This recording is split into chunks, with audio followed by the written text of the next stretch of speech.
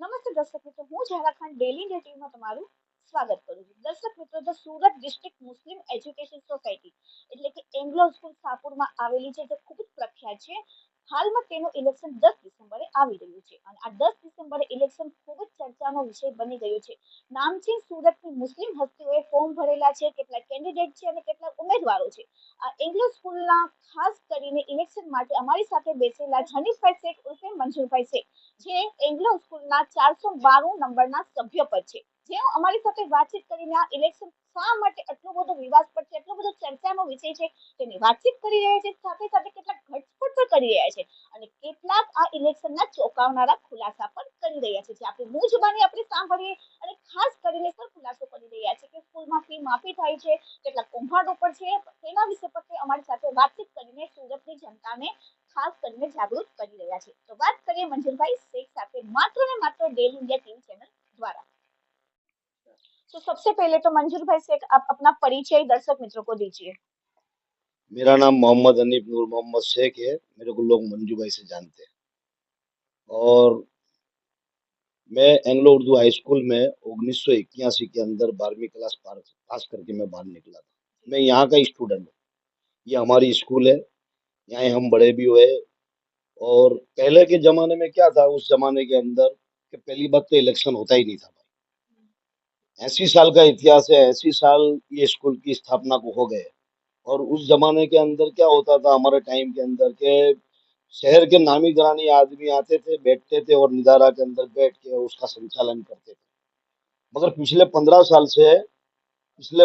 साल से मरहूम बाबूभाई पठान और मुनीर भाई मार्फतिया मरहूम, इन्होंने मिल के इलेक्शन की स्थापना जारी की और इनके सामने लड़े थे।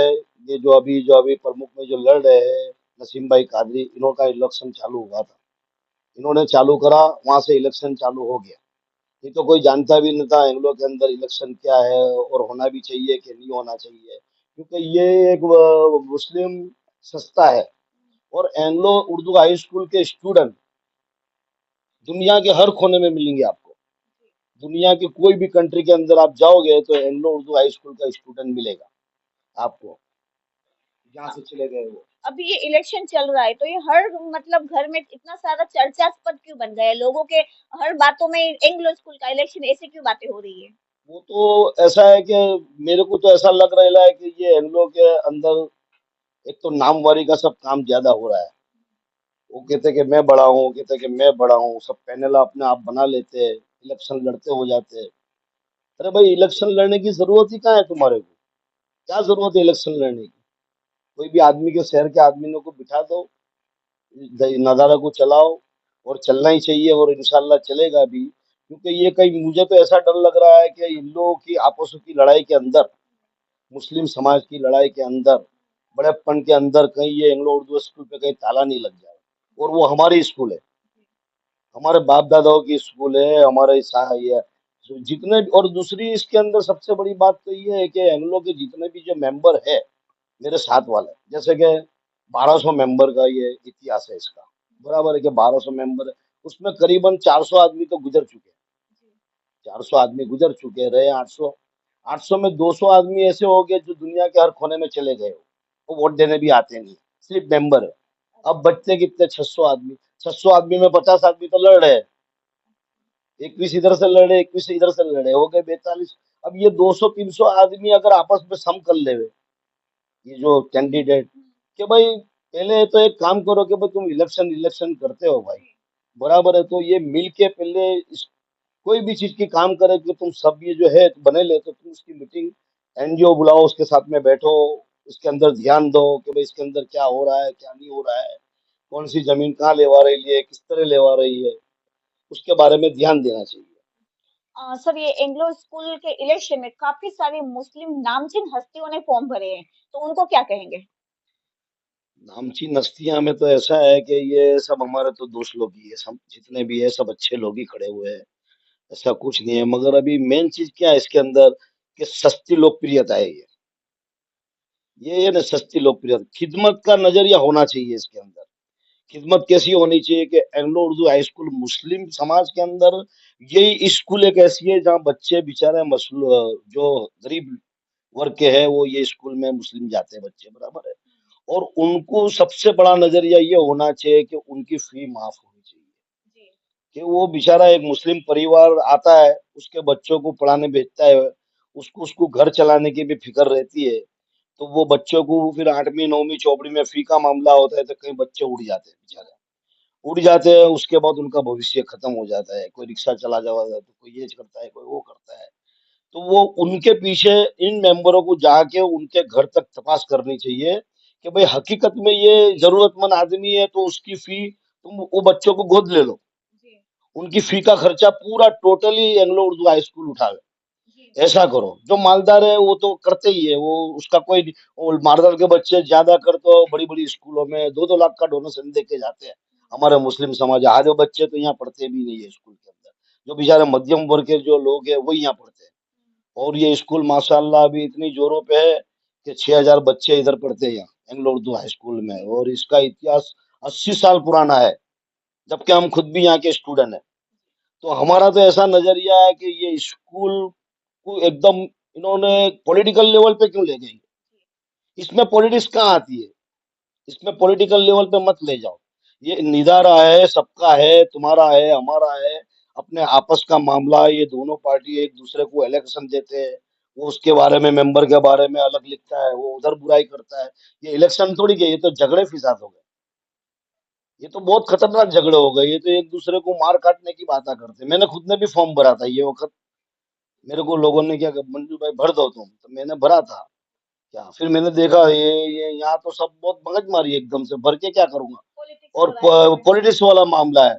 तो मैंने ऐसा मन में सोचा कि मैं बाहर रह के ये काम अच्छा कर सकता हूँ, जी मेरे को कमेटी में बैठना ही नहीं है, मेरे को प्रमुख भी नहीं बनना है, मेरे को उप प्रमुख नहीं बनना है, मेरे को इलेक्शन नहीं लड़ना है, मेरा सभ्य पद है इतना काफी है। ओके मेरा सभ्य जो पद है ना वो बहुत अहमियत रखता है, मैं किसी को भी लेटर पेड पे लिख के भी उसका मैं हिसाब मांग सकता हूँ उसका। सर जमीन भी ली हुई है मैंने सुना है स्कूल को बहुत सारा डोनेशन मिलता है तो उस बारे में क्या कहेंगे?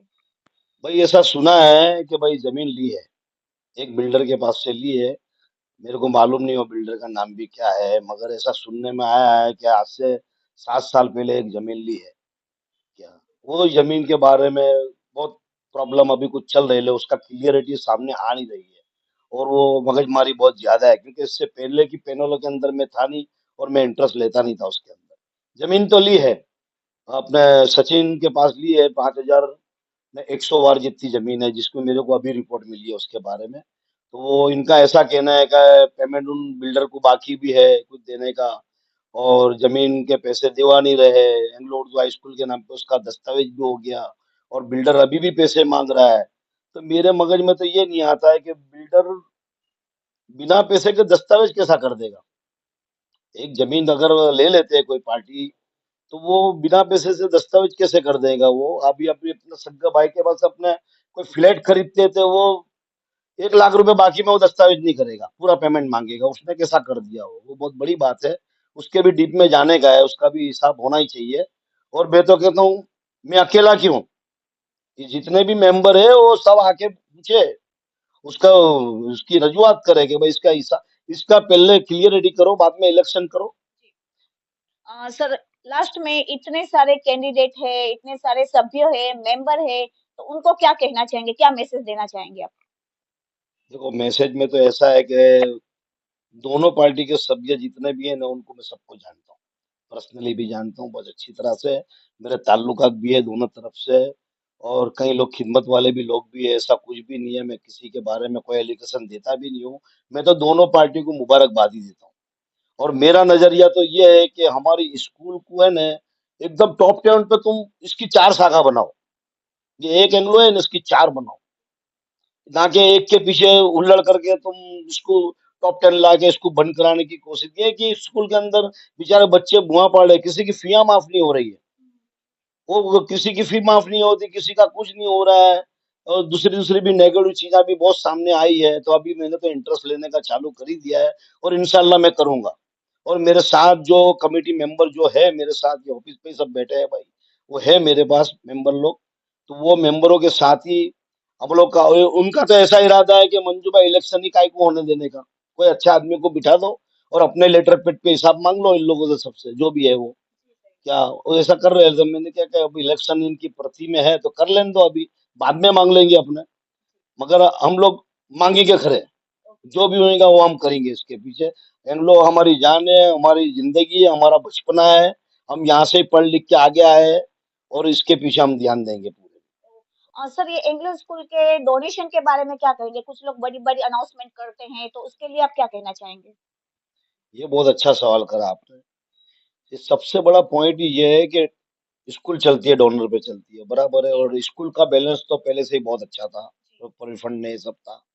मगर अभी देखो, ये एक हाथ में मेरे पास जो चौपड़ी है, देख लो, ये इसके अंदर आप देखोगे ना तो बेचारे डोनर है ना, कोई 50 रुपया दे रहा है, कोई 100 रुपया दे रहा है, 500 रुपया दे रहा है, किसी ने जकात लिखी है, किसी ने क्या लिखा है, देख लो ये क्या। तो ये बड़े लोगों को जो डोनेशन देते, वो बोल के चले जाते, तो वो जो माइक में बोलते हैं ना, तो पहले उनको बोलने का, डोनेशन आप बोल रहे हैं ना, तो पहले जगह पे रख दो डोनेशन।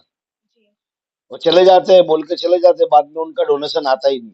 अनाउंसमेंट कर देते हैं। अनाउंसमेंट कर देते हैं, उसके बाद वो आता नहीं है, बराबर है। और उसके सामने अमुक कितना चला जाता है, वहां से फीया माफ होती है, वगैरह होते हैं, उनके नाम से फीया माफ होती है।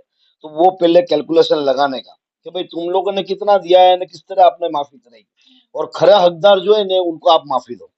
स्कूल में, ये स्कूल जो है ये गरीब लोगों के लिए ही स्कूल है, और अपने को समझने का है कि वो गरीब का बच्चा जो फी के लिए उड़ जाता है, उसके लिए फी का काम पहले करना चाहिए अपने को। मेरी ये नजरिया है बस। और स्कूल बंद नहीं होनी चाहिए। आप इलेक्शन करो, दोनों पार्टियों को मैं मुबारकबादी देता हूँ, मैं दोनों की तरफ हूँ, दोनों में मेंबर अच्छे हैं। मगर आपको इदारा के बारे में इतनी सब लड़ाई झगड़े करने की कोई जरूरत नहीं है। बस मिल समझ के रहो और आगे बढ़ो, एक उंगली की जगह पे चार उंगली करो। यही मेरी आप लोगों से दुआ है, दुआ में यार। સો દર્શક મિત્રો, આ હતા હનીફભાઈ શેખ ઉર્ફે મંજુરભાઈ શેખ, જેમણે અમારી સાથે વાતચીત કરીને કહ્યું કે એંગ્લો સ્કૂલના કેટલાક ચર્ચાસ્પદ વિષયો વિશે વાતચીત કરી અને ઘણું બધું કહ્યું કે એંગ્લો સ્કૂલ શા માટે એટલી બધી ચર્ચાસ્પદ છે. હવે જોવાનું રહ્યું કે આવનારા સમયમાં કઈ પાર્ટી એટલે કયો ઉમેદવાર જીતશે અને કઈ રીતે પોતાની ઉપર ખરા ઉતરશે. જે રીતે પોતે મોટી મોટી જાહેરાતો કરી છે, તો એ જાહેરાતો ઉપર પોતે ખરા ઉતરશે કે નહીં, તે તો હવે આવનારો સમય જ બતાવશે. અને એંગ્લો સ્કૂલમાં કોણ જીતશે તેના માટે વાત જોઈએ 10 ડિસેમ્બર પછી રિઝલ્ટની.